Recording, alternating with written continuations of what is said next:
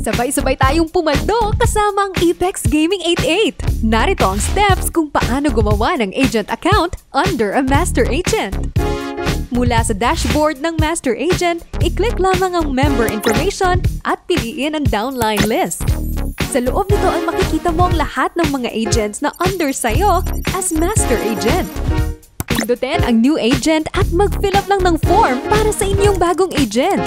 Kayo ang magbibigay sa kanila ng kanilang user ID at password na gagamitin sa pag-login. Pagkatapos nito, ibigay lang ang mga login credentials at magtungo lang sa www.portalag88.com para magamit ang kanilang agent account.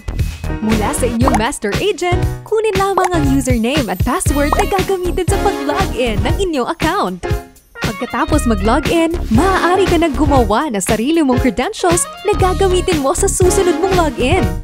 Ang default user ID mula sa iyong master agent ay 000001 at ang default password naman ay ABCD1234.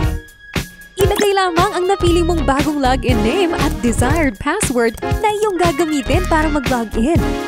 Para maging safe ang iyong account, maglagay din ng 6-digit security code na maaari mong gamitin sakaling makalimutan mo ang password mo.